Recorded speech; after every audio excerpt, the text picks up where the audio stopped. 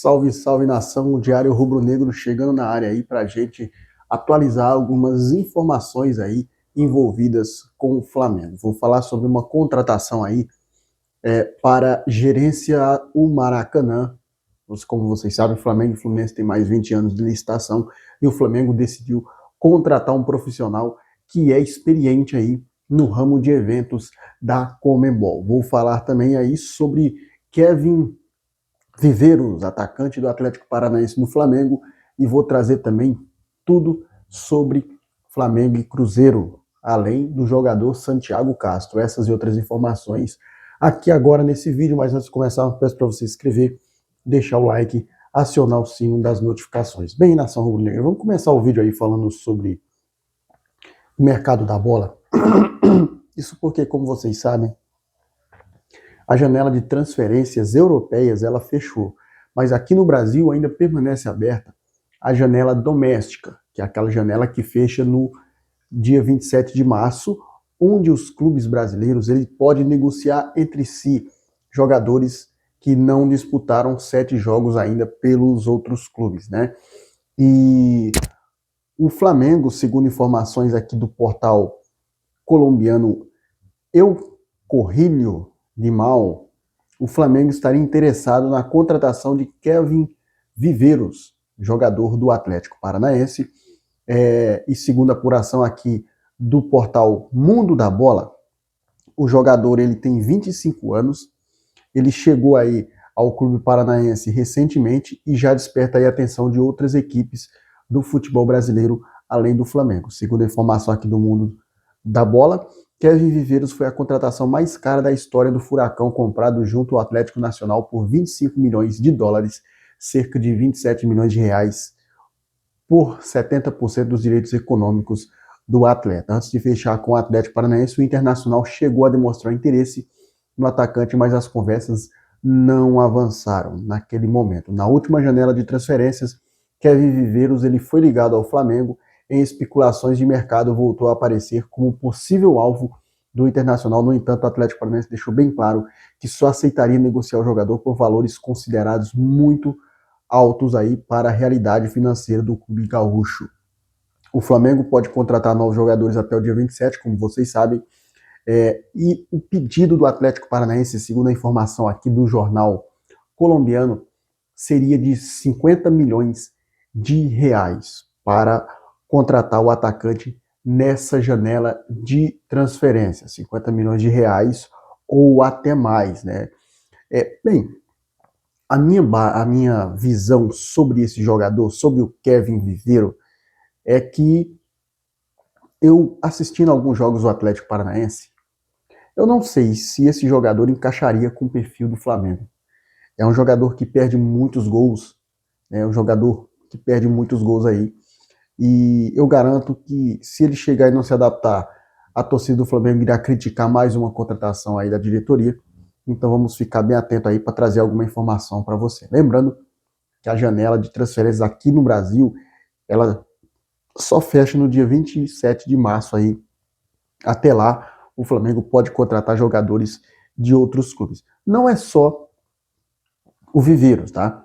Ontem saiu lá na ESPN, no Fala Fonte, de que o Flamengo poderia trazer alguns nomes aí do futebol brasileiro, incluindo o nome de Yuri Alberto. Não sei se isso irá acontecer, porque o Corinthians não vai vender o Yuri Alberto muito fácil, mas a gente vai ficar ligado aí para trazer notícias para vocês. Outra informação aqui, já mudando de assunto, ainda falando sobre Flamengo, o jogador Santiago Castro, que é um jogador avaliado aí pelo time do Bolonha, né? Segundo informação aqui do Bruno Andrade, da ESPN Brasil, o time do Bolonha, ele pede aí assustadores 40 milhões de euros para vender o jovem centroavante aí, que foi destaque lá no Vélez Sarsfield e hoje está no Bolonha, tá? Essa contratação é prioridade principalmente pela dificuldade do elenco em performar em gols, né? O jovem atacante ele tem apenas 21 anos, o Santiago Castro. Ele é avaliado em cerca de 40 milhões de euros, 240 milhões de reais na cotação atual. Segundo a informação do Bruno Andrade, a forte potência financeira do Flamengo não pretende fazer loucuras para fechar essa contratação e manter uma gestão mais consciente. Ou seja, o Flamengo não vai fazer loucuras neste momento para tentar trazer o Santiago Castro. Lembrando que o jogador chegaria só em meados de 2026, tá? Mudando de assunto, saindo de Santiago Castro, indo para Samuel Lino, isso porque, segundo informação do Bola VIP, o Benfica de Portugal, ele estaria aí interessado em contratar o Samuel Lino de verdade mesmo, gente. Samuel Lino teve o seu nome ligado aí ao Benfica. Há 2 janelas atrás, desde o meio do ano passado, quando ele veio, o Benfica já sondava a situação do jogador.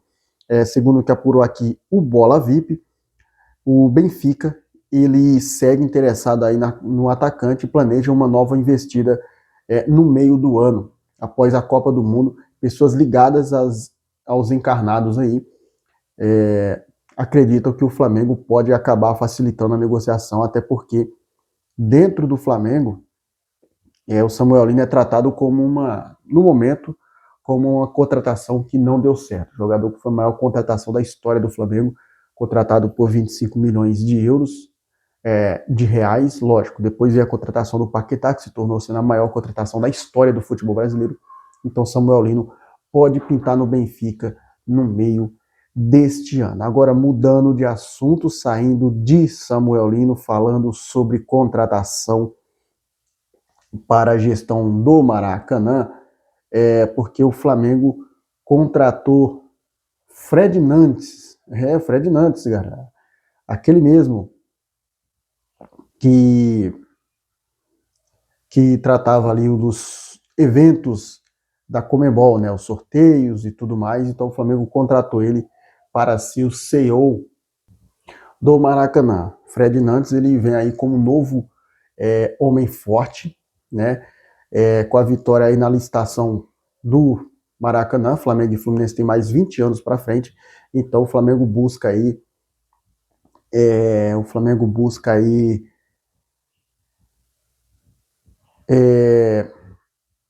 o Flamengo busca profissionalizar a gestão, e a escolha aí de Fred Nantes é estratégica e ele tem vasta experiência aí na Conmebol, tá?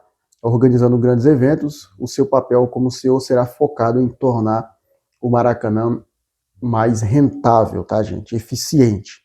Enquanto a parte operacional cotidiana permanece com Severiano, ou seja, o Fred Nantes, ele será o cara ali que ele vai chegar no Flamengo e vai aí colocar o Maracanã mais rentável. O que significa rentável? Mais renda, né, para o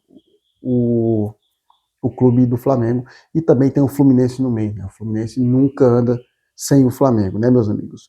Mudando de assunto, falando sobre o jogo de hoje contra o Cruzeiro, o Flamengo vai a campo com uma provável formação aí com Rossi, Varela, Léo Ortiz e Léo Pereira, Alexandro, Eric Pulgar e Jorginho, Arrascaeta, Plata ou Lino, Cebolinha, Plata ou Luiz Araújo, ou até o Carrascal, né? Samuel Lino ou Cebolinha, e na frente Pedro. Lembrando que Bruno Henrique ele estará de fora dessa partida, tá, gente? Bruno Henrique está de fora dessa partida contra o time do Cruzeiro, tá? O Cruzeiro também tem lá os seus desfalques. O Cruzeiro vai a campo sem 5 jogadores, tá? O lateral direito, o William,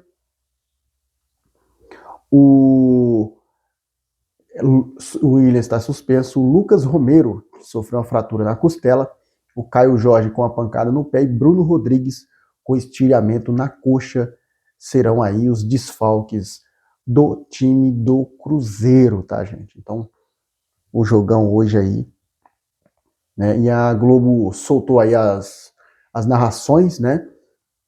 do jogo, saiu a divisão de praças da TV Globo aí para os jogos do Brasileirão nesta quarta-feira. Corinthians e Curitiba para São Paulo e Paraná, Flamengo e Cruzeiro para o resto do Brasil.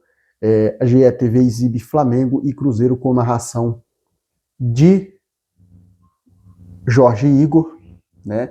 A TV Globo tem aí as transmissões do Rio de Janeiro com Luiz Roberto e em São Paulo o Everaldo Marques serão aí os narradores dessa partida, tá? Vou ficando por aqui, meus amigos, mas se vocês gostaram, se inscreve aí, dá aquela moral pra gente, valeu? Tamo junto, saudações rubro-negras, isso aqui é Flamengo.